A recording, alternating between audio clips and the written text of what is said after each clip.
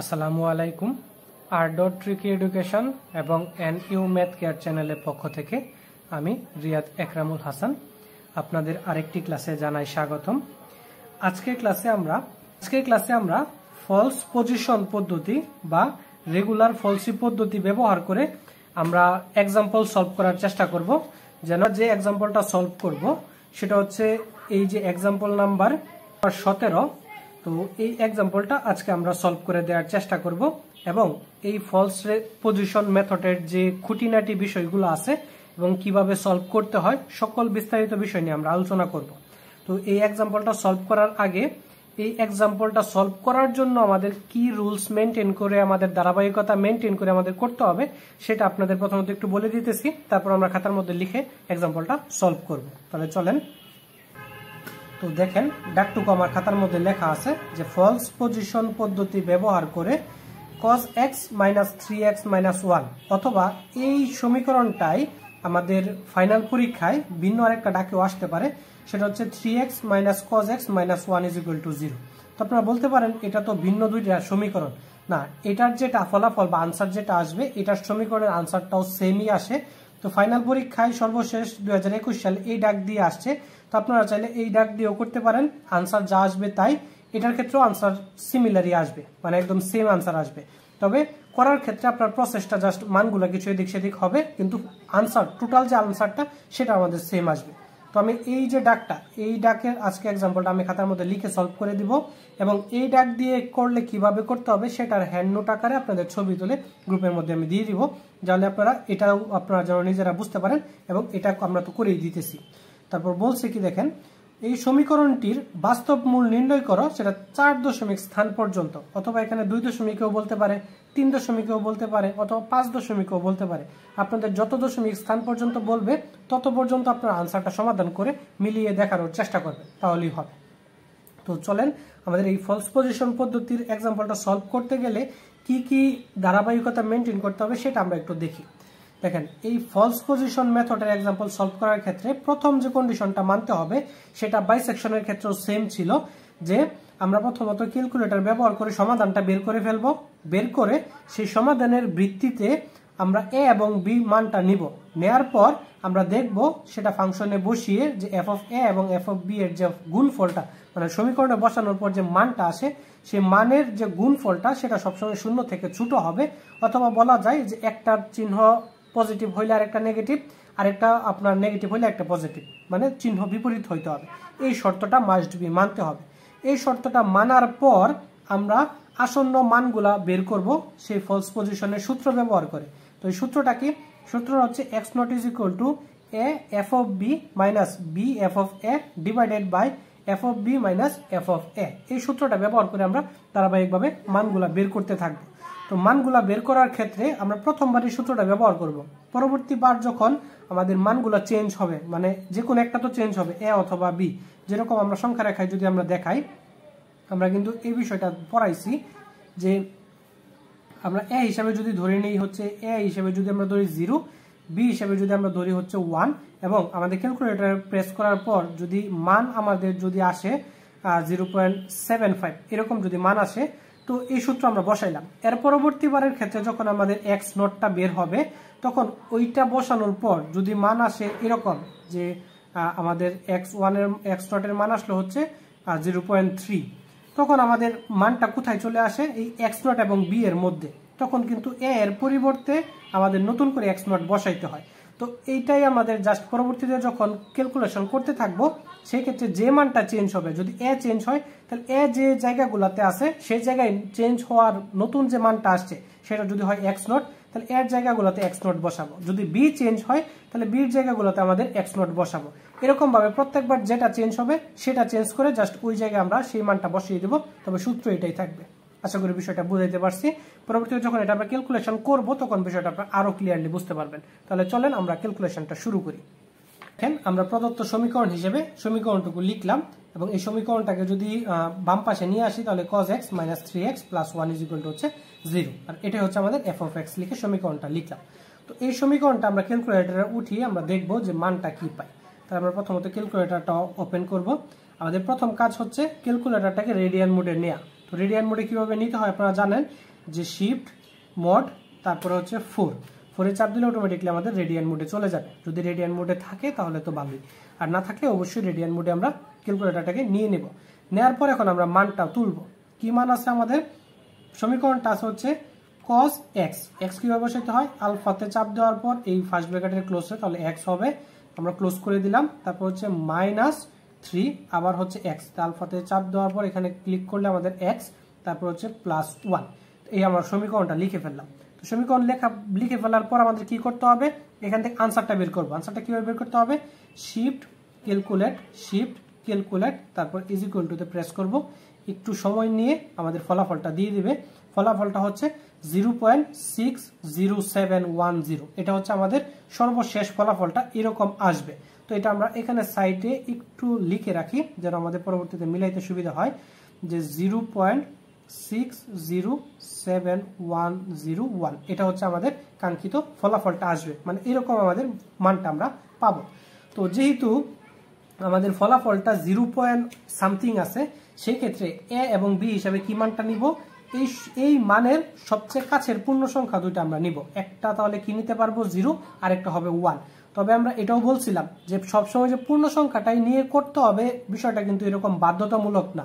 আপনারা চাইলে এই 0.5ও নিতে পারেন এ হিসাবে, বি হিসাবে আপনারা 0.7 নিলেন। মানে মোট কথা হচ্ছে এই যে মানটা, এই মানের কাছাকাছি যে কোনো মানই আপনি নিতে পারবেন। তবে ক্যালকুলেশনের সুবিধার্থে আমরা একটা পূর্ণ সংখ্যা নিয়ে কাজ করলে ক্যালকুলেশনগুলো সহজ হয়। আবার অনেক ক্ষেত্রে এরকম মানগুলো নিয়েও ক্যালকুলেশন সহজ হইতে পারে, তবে ম্যাক্সিমাম টাইমেই পূর্ণ সংখ্যাগুলো নিলে আমাদের ক্যালকুলেশনগুলো সহজ হয়। এজন্য আমরা পূর্ণ সংখ্যা নিয়েই কাজ করব। ওকে, আশা করি আপনারা বিষয়টা বুঝাইতে পারছি। তো এখন আমরা এ এবং বি হিসাবে কি মানগুলো নিব? তাহলে এ হিসাবে আমরা নিলাম হচ্ছে 0, বি হিসাবে নিলাম হচ্ছে আমরা 1। তাহলে এখন এই এটা যদি এফ অফ এ হিসাবে বসাই সমীকরণে, এখানে যদি আমরা বসাই, তাহলে দেখেন জাস্ট এই সমীকরণটা অলরেডি এখানে তোলা আছে। আমরা এই সমীকরণের মধ্যে যদি এই ক্যালকুলেটরে চাপ দেওয়ার পর এক্স হোয়াট চাইছে, আমরা যদি এখানে বসাই, যে কত বসাইতে চাচ্ছি? 0। তো 0 বসাইলাম, ইজ ইকুয়াল টু তে ক্লিক করলাম, মান আসছে হচ্ছে 2। তার মানে এফ অফ এ 0 বসাইলে মান আসে হচ্ছে 2। সেম এফ অফ বি সমীকরণে যদি আমরা 1 বসাই, তাহলে দেখেন কত আসে? এই ক্যালকুলেট তারপর 1 এ ক্লিক করলাম, ইজ ইকুয়াল টু মান আসা হচ্ছে -1.4596। এটা হচ্ছে আমাদের 1 বসানোর পর মান আসতেছে। তার মানে আমরা মানগুলো থেকে এটুকু বুঝতে পারতেছি যে এফ অফ এ এবং এফ অফ বি এর গুণফলটা 0 থেকে ছোট হবে। কেন? কারণ দুইটা চিহ্ন বিপরীত আছে, একটা পজিটিভ একটা নেগেটিভ, তাহলে মাইনাস সামথিং আসবে, তারপরে 0 থেকে ছোট হবে। তো যেহেতু 0 থেকে ছোট হবে, কন্ডিশনটা মানছে, তাহলে আমরা বলতে পারবো যে অতএব এই 0 এবং 1 এর মধ্যে ওই যে এফ অফ এক্স এর মানটা, ওই এফ অফ এক্স অবস্থিত বা বিদ্যমান অবস্থিত। তাহলে এখন আমরা ফলস পজিশন পদ্ধতি দ্বারা আমরা লিখব। তাহলে আমরা লিখব যে এখন ফলস পজিশন পদ্ধতি দ্বারা পাই। তখন আমরা ফলস পজিশন পদ্ধতি দ্বারা পাই। তখন আমরা প্রথম আসন্ন মান বের করব। প্রথম আসন্ন মান, তো প্রথম আসন্ন মান x naught is equal two, যে সূত্রটা ছিল সরাসরি আমরা সূত্রটা লিখব। কি সূত্রটা? এ এফ অফ বি, সূত্রটা অবশ্যই আপনারা মুখস্থ করে ফেলবেন। A F of B minus B F of A divided by F of B minus F of A. Okay, আশা করি আপনার এই পর্যন্ত বিষয়টা ক্লিয়ার হয়েছে। আর সূত্রটা মনে রাখার অনেক সহজ পদ্ধতি আছে, যেরকম দেখেন F of B minus F of A, F of B minus F of A, B এর সাথে এ গুণ, এ এর সাথে বি গুণ, জাস্ট খুব সহজে আপনারা মনে রাখতে পারবেন। তো এখন এখানে আমরা মান বসাবো। কি মান বসাবো লক্ষ্য করবেন। দেখেন আমরা এ এর মান জানি, এ এর মান ধরছি হচ্ছে আমরা 0। এফ অফ বি এর মান আমরা জানি, এফ অফ বি এর মান পাইছি হচ্ছে -1.45। ওকে, গুণাকারে আছে, 0 সাথে এটা গুণাকারে আছে। তারপর হচ্ছে মাইনাস বি এর মান পাইছি হচ্ছে 1, এফ অফ এর মান পাইছি হচ্ছে আমরা 2 ইন্টু হচ্ছে 2 divided by F of B, F of B এর মান পাইছি হচ্ছে -1.45969, তারপর হচ্ছে এফ অফ এ এর মান পাইছি হচ্ছে আমরা 2 ইজ ইকুয়াল টু এই মানটুকু জাস্ট আমরা ক্যালকুলেটরে বসাবো। দেখেন এখন যদি আমরা ক্যালকুলেটর তুলি তাহলে এখানে 0 এর সাথে এই পার্টটুকু গুণ আকারে আছে, তাহলে মেটেরিয়াল 0 হয়ে যাবে। এই মানটুকু আমার লেখার প্রয়োজন নাই। তাহলে আমরা লিখবো হচ্ছে মাইনাস, উপরে আছে হচ্ছে মাইনাস, দেখেন 2 এর সাথে 1 গুণ করলে কত আসে 2, তাহলে আমরা লিখলাম -2, তারপর ডিভাইডেড বাই আছে হচ্ছে -1.4596 minus 2, okay, is equal two তে চাপ দিলাম, আমাদের মান আসছে হচ্ছে 0.57808, ওকে, এরকম মানটা আমাদের আসছে। তো এই মানটা আমরা এখন কি করব, ওই যে মূল সমীকরণ সেই সমীকরণে বসাবো, কারণ এটা হচ্ছে আমাদের x নট। তাহলে অতএব f of x naught is equal two f of ওই 0.57808। আপনারা চেষ্টা করবেন যে দশমিকের পর যতটুকু মান আসে সম্পূর্ণটুকু নিয়ে কাজ করার জন্য, মানে যতটুকু আসবে সবগুলো লিখে তারপরে কাজ করার জন্য। এটার পরে আমাদের ছিল হচ্ছে 6476। আপনারা সম্পূর্ণটুকু মান নিয়ে কাজ করার চেষ্টা করবেন, তাহলে সবচেয়ে একুরেট মান আসবে, ওকে। তো আমি এখানে লিখলাম না, কিন্তু আমি ক্যালকুলেটর বসানোর সময় সম্পূর্ণটুকুই বসাবো, কারণ অলরেডি আমার ক্যালকুলেটর সম্পূর্ণটুকু তোলা আছে। তো এই মান সম্পূর্ণটুকু আমি বসাবো। তো দেখেন ইজ ইকুয়াল টু, এখন আমাদের মানটা কি ছিল বা সমীকরণটা কি ছিল, cos x। তাহলে আমরা কি লিখবো হচ্ছে cos x এর জায়গায় আমরা কত লিখবো 0.578। আমি সংক্ষেপে লিখতেছি, কিন্তু মান বসানোর সময় ক্যালকুলেটরে আমি সম্পূর্ণ বসিয়ে ক্যালকুলেশন করব, ওকে। তো cos এত, তারপর হচ্ছে -3 গুণ হবে হচ্ছে 0.578, তারপর হচ্ছে +1। এটা হচ্ছে আমাদের সমীকরণ, সমীকরণের মানগুলো বসাইলাম ইজ ইকুয়াল টু, এখন এখানে আমরা মানগুলো বসাই। তো এটা আমাদের কি আছে, ফলাফল হিসেবে আছে না, তাহলে এটাই জাস্ট আমরা একটু বুদ্ধি খাটাবো। বুদ্ধিটা কি, দেখেন cos আনস, কারণ আনসারটা তো সর্বশেষ আমাদের বেরিয়ে আসছে। তো সমীকরণ দশমিকের পরে যা আছে সম্পূর্ণটুকু আনসার হিসেবে কিন্তু অলরেডি আছে, তাহলে আমরা ব্র্যাকেট দিয়ে আনস লিখে ফেললাম, যার ফলে আপনার সম্পূর্ণ দশমিকের পরে যতগুলো সংখ্যা আছে সবগুলো অলরেডি কিন্তু আমার এখানে ক্যালকুলেশনে চলে আসছে। আপনারা এই বুদ্ধিটা অবলম্বন করবেন। তারপর হচ্ছে cos দেওয়ার পর আমরা ওই সম্পূর্ণ দশমিকের পরে মানটুকু লিখলাম, তারপর হচ্ছে -3 ইন্টু সাথে হচ্ছে আমাদের আনসারটা, তাহলে 3 ইন্টু আনসার, তারপরে প্লাস হচ্ছে 1। আমরা ইজ ইকুয়াল টুতে ক্লিক করলাম, আমাদের মান আসছে দেখেন 0.103250347। এই সম্পূর্ণ মানটুকু আমাদের আসছিল, সম্পূর্ণ মানটুকু আমরা তুলে ফেললাম। তো এটা হচ্ছে আমাদের কি এক্স নট। তো এখন লক্ষ্য করেন এক্স নটের যে মানটা আসছে সেটা কি মান আসছে, পজিটিভ মান আসছে। তো এখন আমাদের চেঞ্জ কোথায় হবে, চেঞ্জটা হবে এর আগে যে মানটা বসিয়ে আমাদের ফলাফল পজিটিভ ছিল সেটার পরিবর্তে এখন এই নতুন এক্স নটটা বসবে। এর আগে দেখেন তো কোন মানটার পরিবর্তে আমাদের পজিটিভ মান আসছিল, এই যে 0, এই 0 এর পরিবর্তে এর আগে আমাদের পজিটিভ মান পাইছিলাম। তার মানে এখন এই 0টা চেঞ্জ হয়ে যাবে, 0টা চেঞ্জ হয়ে গিয়ে কি হবে, এই যে মানটুকু এখন আমাদের নতুন করে বসবে। তাহলে এখন এইটুকুর ক্ষেত্রে আমরা বলতে পারবো যে অতএব আমাদের মূলটা, আমাদের যে মূলটা বের করতে চাচ্ছি, মূলটি বা বাস্তব মূলটি কতটুকু অংশের মধ্যে অবস্থান করতেছে, এই 0.5780 থেকে 1 এর মধ্যে অবস্থিত, ওকে। আমাদের মূলটা এখন এত এবং এত এর মধ্যে অবস্থিত, কারণ সংখ্যা রেখার মধ্যে আমরা অলরেডি দেখাইছিলাম, এর আগে একবার দেখাইছিলাম যে এটুকু সংখ্যা রেখার মধ্যে যদি আমরা বুঝাইতে চাই তাহলে এর মানটা হচ্ছে 0, বির মানটা হচ্ছে 1। আমাদের ফলাফলটা পাইছিলাম হচ্ছে x = 0.660। এখন আমাদের যে x নটটা পাইছি সেই x নটটা হচ্ছে আমাদের 0.57। তার মানে এখন এই যে x এর অবস্থানটা, এই x এর অবস্থানটা কোথায় আছে, x নট এবং b এর মধ্যে আমাদের x টা আছে। তার মানে এই আগের এটা এখন বাদ, এটা আমরা বাদ দিয়ে দিব, এটা বাদ দিয়ে এখন এর পরিবর্তে x নটটা আমরা বসাবো, জাস্ট এই কথাটাই আমরা বললাম। তো যেহেতু আমরা চেঞ্জ করে ফেলছি, এর পরিবর্তে যদি আমরা মানটা বসাই তাহলে আমরা লিখতে পারবো যে দ্বিতীয় আসন্ন মান। তো দ্বিতীয় আসন্ন মান কত, x1 = ওই যে সূত্রটা ছিল, সূত্রটা চেঞ্জ হবে, সূত্রটা এখন এর পরিবর্তে কি হয়ে যাবে, সব জায়গায় x নট হয়ে যাবে, x f of b যেভাবে ছিল এভাবেই থাকবে, মাইনাস বির পরিবর্তে আমরা বিটাই মাইনাস b f of, এখন এর পরিবর্তে কি হবে x নট, আমরা x নট দিব, ডিভাইডেড বাই, তারপর হচ্ছে এফ অফ বিটা এভাবেই থাকবে মাইনাস এফ অফ এর পরিবর্তে এক্স নট।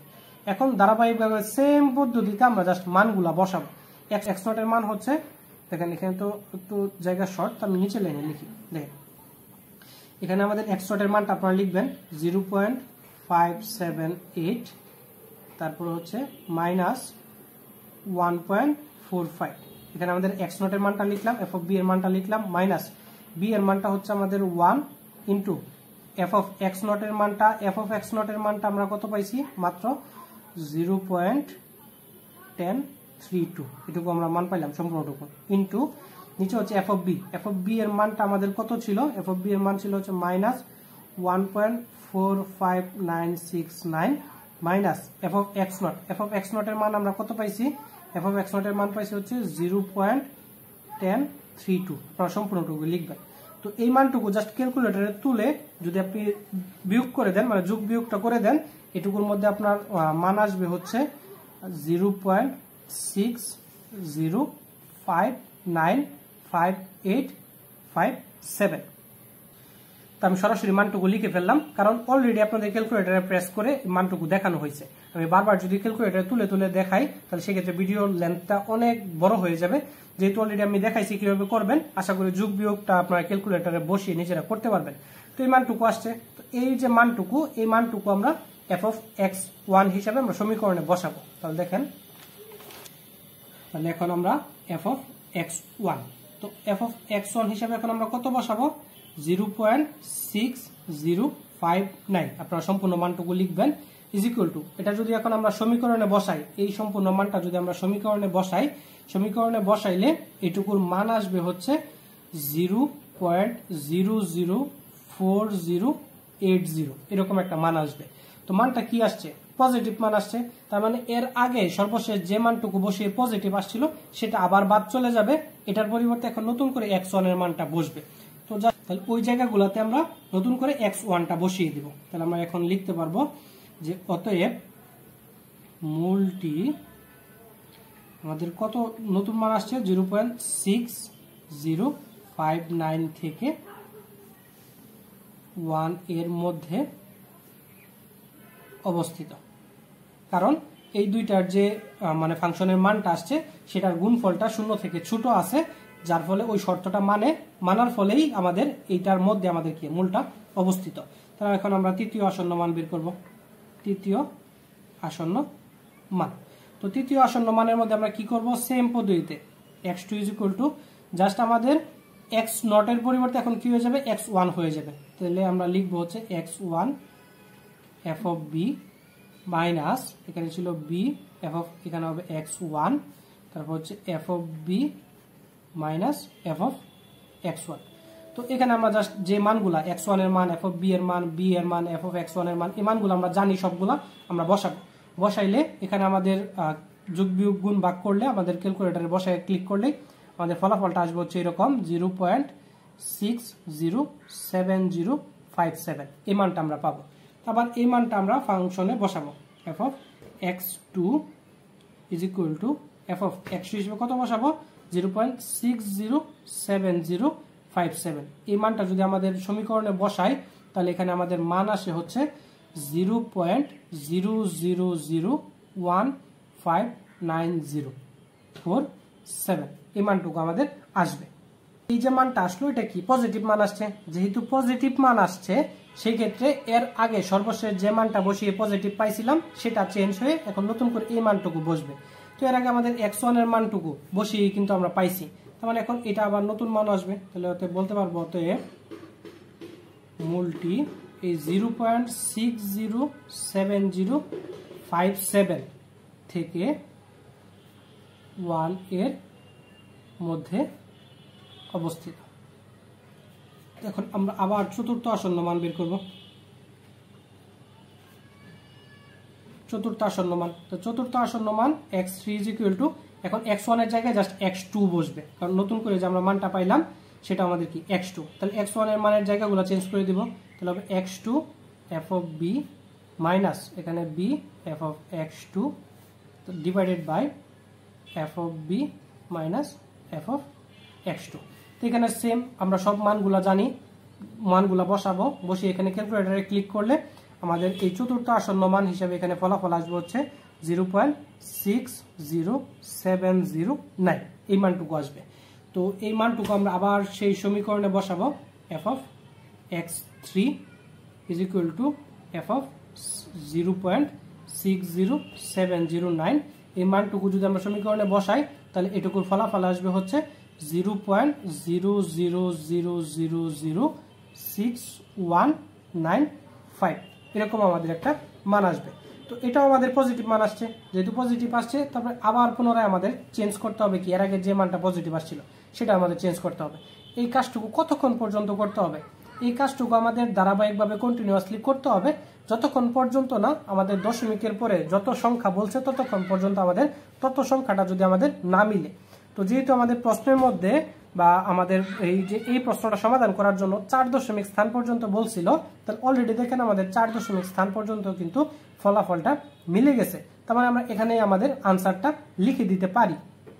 তবে যদি আমাদের 5 সংখ্যা বলে সেক্ষেত্রে আপনারা হয়তো বা আরেকটা ঘর বেশি আপনারা করে দেখাবেন।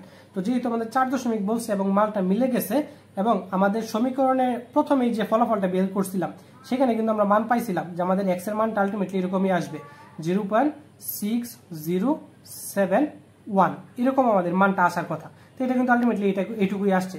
কারণ যদি আমাদের 4 পর্যন্ত লিখি, কারণ এরপরে যেহেতু আমাদের 5-এর উপরে সংখ্যা আছে, অটোমেটিকলি এটার মধ্যে আমরা 1 যোগ করে আমরা লিখবো।